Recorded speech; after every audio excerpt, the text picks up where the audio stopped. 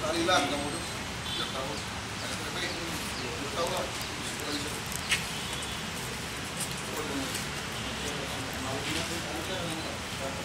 Pasti dia.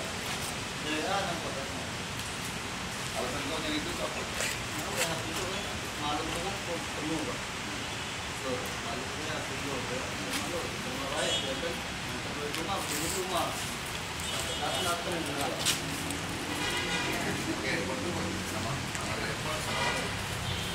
Iya, itu kan dari hati. Dari hati. Kau udah mulai sebenarnya pesan itu apa? Kusur wali itu, Pak. Wali ini. Terus apa? Ada nama itu? Dia nak marah itu. Malah. Itu udah niat kan? Hati dah. Parah itu. Parah itu hati. Balik. Bawa. Tidak mati dulu. Dia cuma dulu. Iya kau bawa. Tidak. Jalan. Tidak.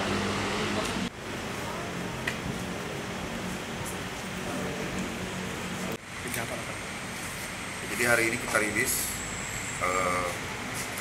hasil ungkapnya dan penangkapan terhadap tersangka untuk kasus 38 pembunuhan. Jadi ini para korban dan tersangka itu saling mengenal. Itu terjadi sekitar beberapa bulan yang lalu. Kemudian sakit hati, tersangkal dan menghabisi korban. Kita lihat sendiri korbannya itu terkapar di tengah jalan. Jalan di Polsek Kusum dalam kondisi yang sangat mengenaskan. Sempat viral. Ya. Dari sini bang, fotonya bang. Angkat bang. Wow. Kondisi korban di TKP.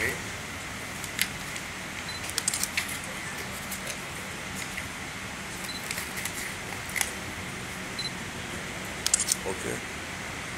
Pengakuan pelaku setelah kejadian kan? Gimana? Pengakuan pelaku setelah kejadian kabur. Setelah kejadian melarikan. Motifnya? Kumpul. Untuk alat yang digunakan badik ya, badiknya tinggal sarung. Tadi sudah mengakui.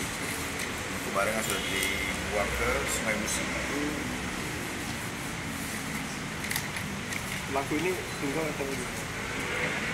Sementara menurut hasil kita masih tunggal. Kita akan memperdalam kembali hasil pemeriksaan itu, menggali lebih dalam lagi.